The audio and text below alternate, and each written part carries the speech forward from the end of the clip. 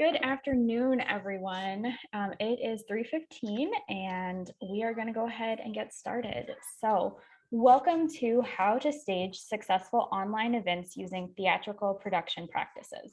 I'm Elizabeth Craigie-Sechting and I'll be moderating this session. I really hope you can't hear my 6-year-old yelling in the background, but I can't promise that you won't hear her at some point. So I'll begin by briefly introducing our presenter, Adam, followed by his presentation, and then we'll have some time at the end for Q&A. Please note that we will be recording this presentation and that an accessible video will be available for viewing on the IT Professionals Conference website in the coming weeks. And now I'll turn it over to Adam for his presentation. He will be taking questions at the end of the session, but please feel free to put questions in the chat at any time throughout the presentation, and I'll read them out at the end during Q&A. Well, great. Thanks so much, Elizabeth. As she said, I am Adam Wiesenfarth, Media Technology Specialist with Merit. That's a combined IT and instructional support group that's part of the School of Education. My role primarily revolves around the care and feeding of AV systems and classrooms, meeting rooms, and lab spaces throughout the school and our 10 departments. However, a little more than a couple of years ago, things in rooms on campus suddenly became much less relevant than they would be in ordinary times. And like many other people, I had to change things up and leverage what had been up until then something of an ancillary skill set, and became the local expert for distance technologies in our area. Since then, video conferencing has become a staple of modern life. But back then, understandably, our leadership wanted to reach out to our faculty and staff to share information about the many, many things that were going on in May of 2020 and offer a forum for live feedback. And our team was tasked with making these remote all-hands meetings happen. Once we were most of the way through the process, I realized that I had been somewhat unwittingly relying on my days as a theater drama major and the production processes and practices that we had learned 20 years ago or so. So that's what we're going to talk about in this presentation. And what I'm here to do is to offer you some steps to making great online events happen. And pretty much we're going to follow the script and the planning process, do rehearsals, and then run the actual performance or event itself. So a little bit more about me. I've been with the School of Education for a little over 10 years. Before that, I was with the Do It Tech Store for nearly 10 years. As a consultant, I actually got hired in the showroom. I dug deep in my archives of photos and found this from back when that was a separate thing and we still had a tech store. So we missed that. And also, I've worked as a live sound engineer for bands and venues. This was taken at the Musical Instrument Museum in Scottsdale, Arizona, which is a great place to go if you're interested. Ooh, woohoo, sorry. My computer has decided to go away. All right. So I've worked as a live sound engineer. If you want to go and learn about musical instruments, in Scottsdale, Musical Instrument Museum is a great place to spend the day. I've worked around Madison, but I've also gotten to tour here and there and everywhere and been very fortunate. But before that, I was a student here at UW-Madison. I was pursuing a physics major and dropped another class and decided I needed something else and started doing theater and drama. And this is me back in the day on the set of a show I stage managed called Middle-Aged White Guys. And it was probably the most planful and definitely the best documented project that I ever did. This is my binder from it. This is known as the book. And in it, we have all sorts of things. So there's contact lists, there's meeting notes, there's checklists, there's the script. We've got notes about cues and where people are supposed to be and performance reports, and it's all in one spot. So that if you need to, you can hand it off to somebody else and they can step in for you if something happens. So I don't, by any stretch of the imagination, want to tell you that you have to develop a 2.5-inch thick binder of stuff for every online event that you're doing. But in this day and age where there's a lot of online tools that make sharing information a lot easier, and sharing those things with your team will make your process run a lot better. So as I said, I was a stage manager on this show, so we're kind of going to look at these processes from the stage manager's seat. So the first leg of our virtual event stool is planning and the script. In theater, everything revolves around a script. How a performance is presented literally is dictated to us at the start of the planning and the production. Everybody goes away, the director, all the department heads, stage management team, and they read the script and they make a whole bunch of notes and figure out what they want to do. And then they come and have a first production meeting. And there, the director lays out their vision. Hopefully the department heads, the scenery, the lighting, the sound, the costumes, all of those things are aligning with that. The stage managers take lots and lots of notes. Somewhere in the back corner, there's an accountant who's just shaking their head. But they're all literally reading from the same page when the planning process begins. There's a script. And the thing that I had to really learn and change and adapt to is that we don't really get a script until maybe less than an hour before you're supposed to go for your event. And that's very different. And it hurts a little bit somewhere inside here, but that's okay. So what I want to then tap into is the production process and having a pre-production meeting.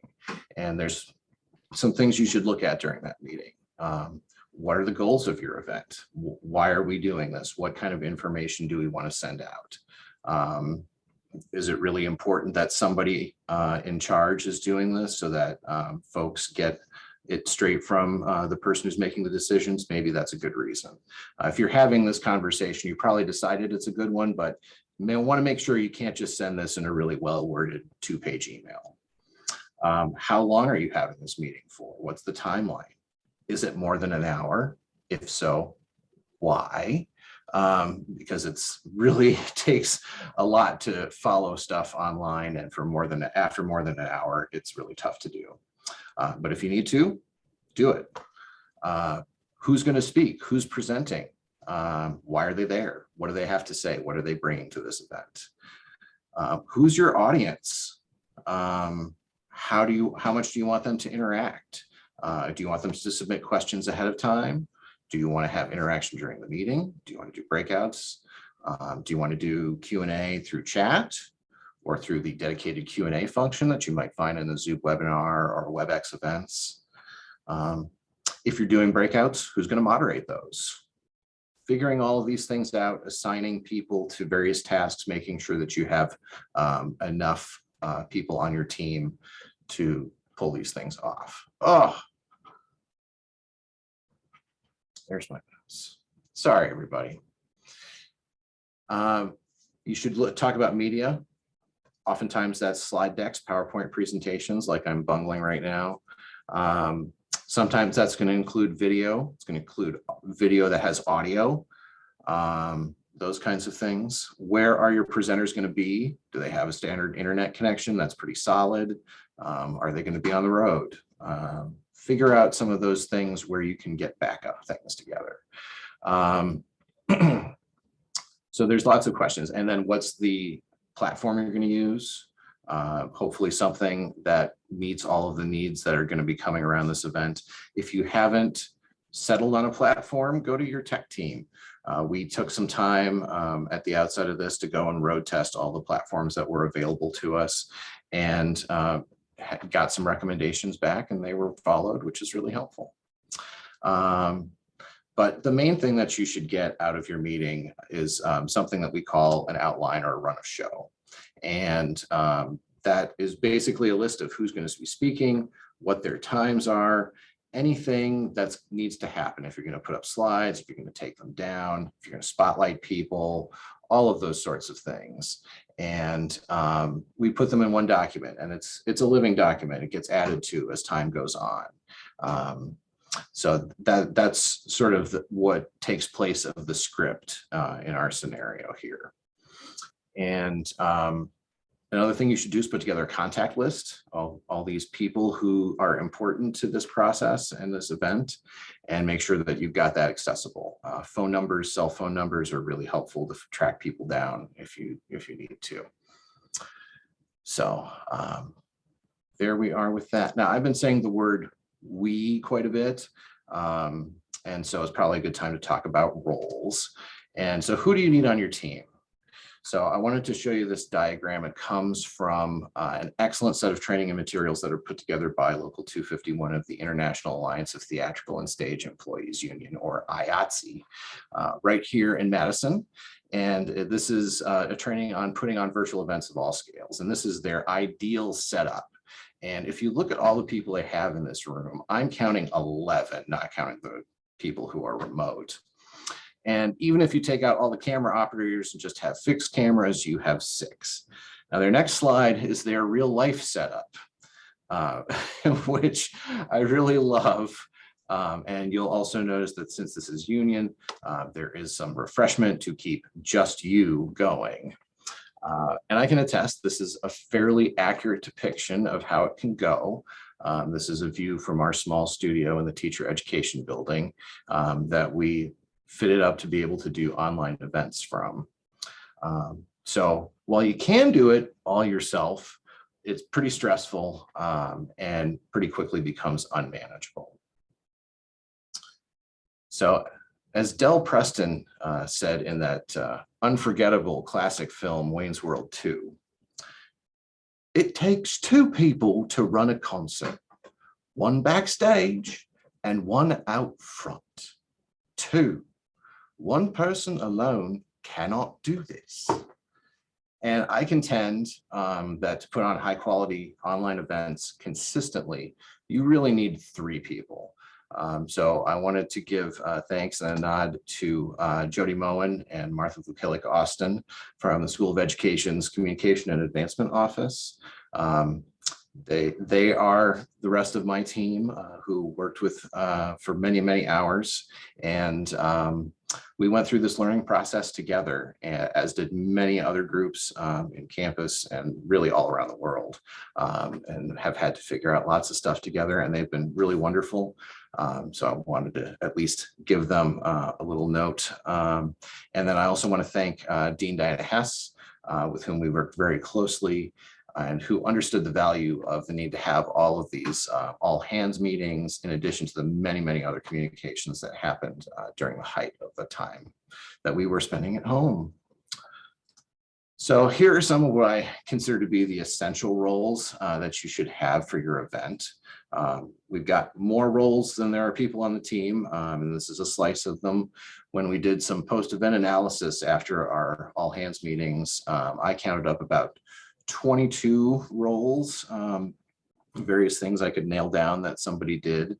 And between myself and the 3 other folks I just mentioned, we covered 16 out of those 22 things. So who does what is going to be kind of fluid, but this is some guideline that you can at least take away with you. So you need some producers. Those are the folks who are in charge and making decisions like, hey, do I need to lose X, the slide? Has that been on too long? They will say yes or no, and can make that quick decision. Those folks can't be presenters. They can't be on camera too. You can't have one person running the show from both sides. You got to have one out front, one in back, like Del said. Tech director, that's the seat that I was showing you before. That's the person who's pushing buttons and making things happen, overseeing all of the tech aspects, doing timekeeping, making sure things are going on as they should be. A stage manager, an assistant tech director, who is sort of your talent wrangler. They're going to make sure you've got presenters ready to go, that they know that their time is coming up. They're going to help with spotlighting speakers, managing the waiting room.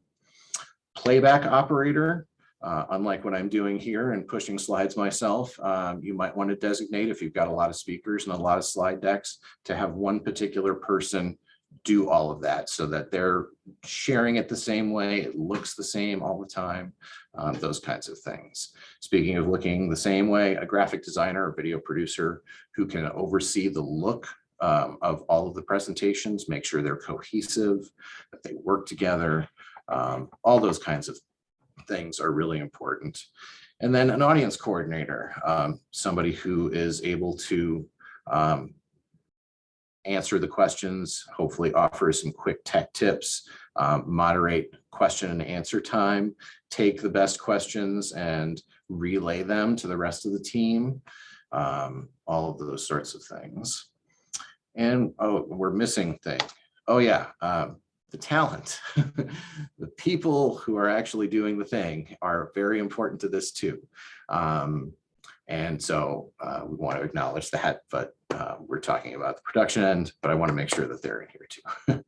One of the things you should think about with your talent is having a master of ceremonies or an MC. That could be the person who's the primary speaker of the meeting if they are going to be doing a lot of the talking, but somebody who can, as Elizabeth did, introduce everybody. If you're having multiple speakers, transition between those speakers, run the Q&A, those sorts of things. That can be somebody who's part of your group. That can be somebody from a communications area that you might have within your school or college or available to you, but it should be somebody who's really good at facilitation. So with all of that in our pockets, we can move on to the second leg of our makeshift coffee table. It's a short stool that we've got. Rehearsals or practice. If you think about going to a play or watching a TV show or a movie, you wouldn't expect that the actors are just showing up 15 minutes before the start of the show, saying a few words to the folks backstage, and then strolling on to the set in front of cameras or on the stage, delivering all their lines perfectly, moving fluidly throughout the space, coordinating with scenery changes and lighting and sound. No, they've rehearsed at least a little.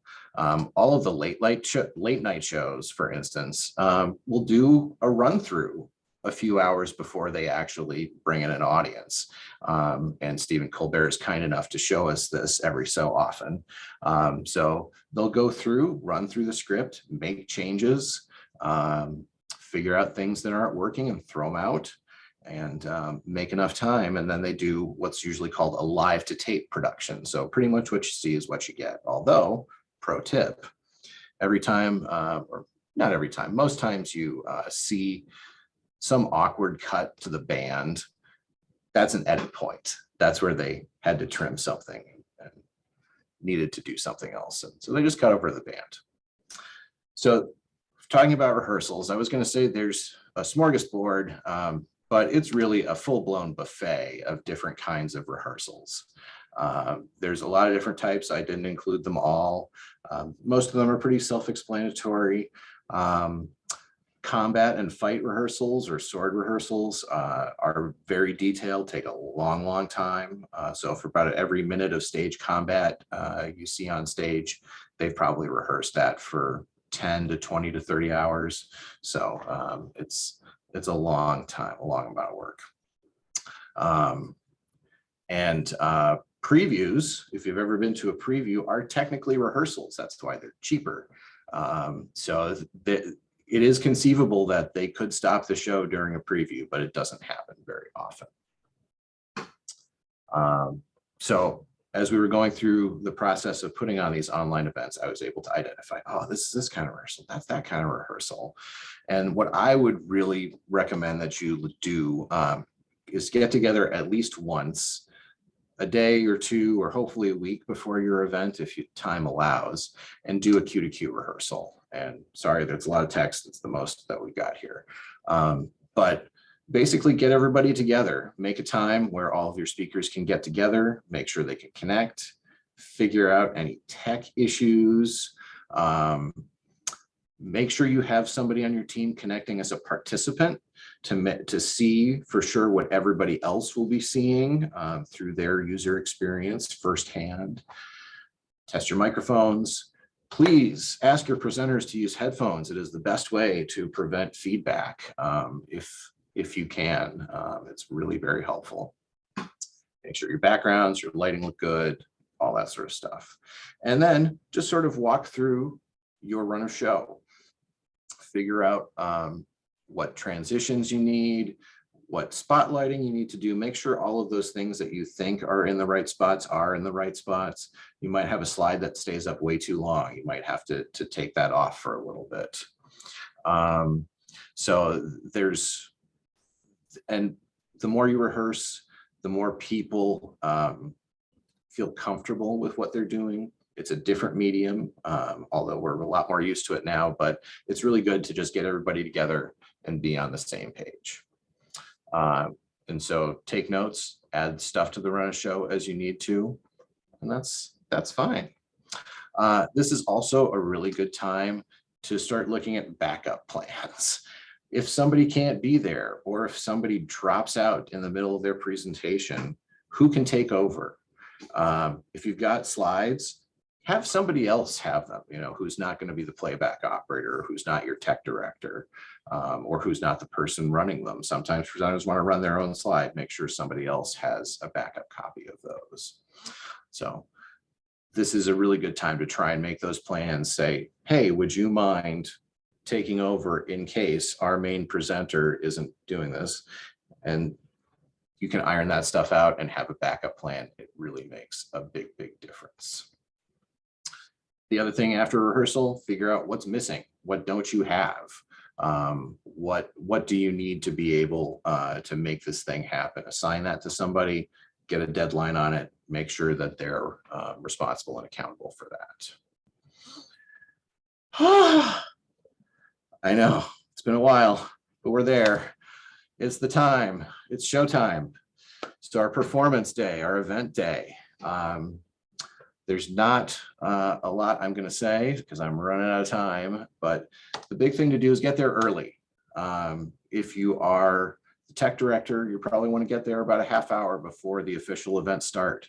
Have all of your presenters get there 15 or 20 minutes before go time. Make sure that all of their stuff is working on their end. Give them rights if they need to have rights to share stuff. Test out all of your PowerPoints, test out your videos with audio, make sure those are working. Just sort of do all of those last minute things. And then consider having a title slide or something to show folks that you're there and that they don't just get greeted with a blank screen. Once attendees start coming in, chat them, say, hey, welcome, thanks for being here. Those kinds of things. And then make sure everybody knows when go time is going, or if it's going to be delayed, or what's going on with the whole thing. While we're talking, and so with that, sit back, get to your battle stations, grab a beverage, and look at all your screens. You will need more than one screen. If you are a tech director, you need at least two, probably three. But even at home, you can make all of this happen. And let's talk for a moment about communications, because you need to talk to your team while the event is happening.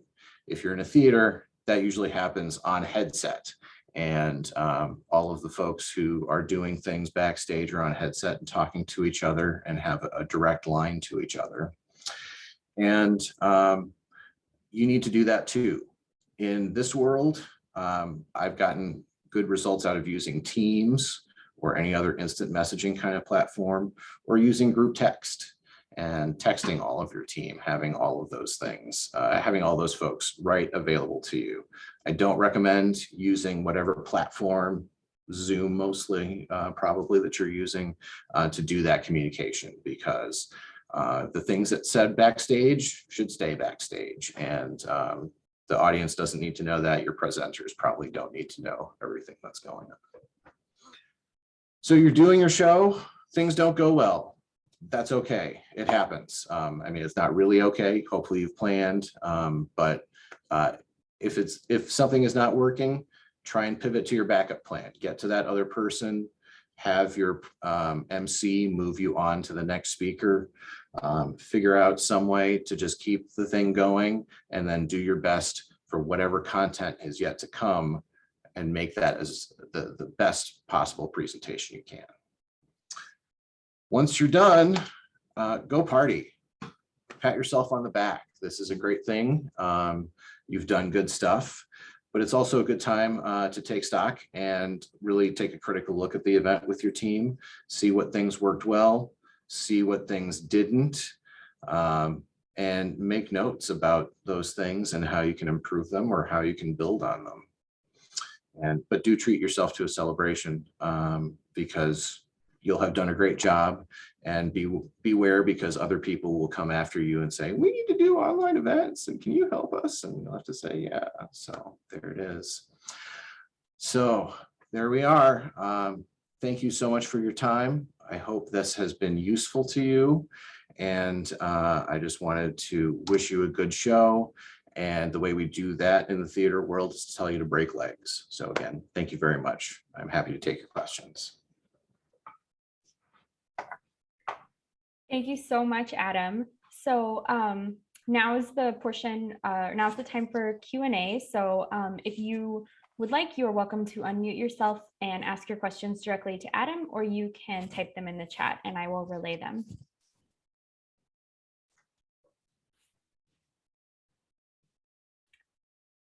While people are thinking about the questions they'd like to ask, I'm curious, Adam, how you would adapt these techniques to a smaller group meeting that might have considerably more interaction than a large presentation. Sure. A lot of the planning is very similar. In this scenario, we're sort of doing a one-to-many presentations. You might have, a board or a group who wants to have a very highly interactive presentation.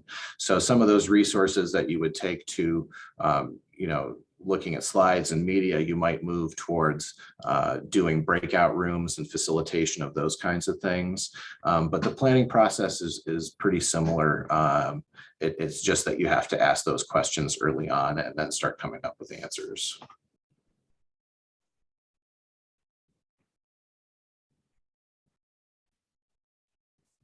All right, we've got a question in chat. Is there one thing that you would say makes or breaks a presentation?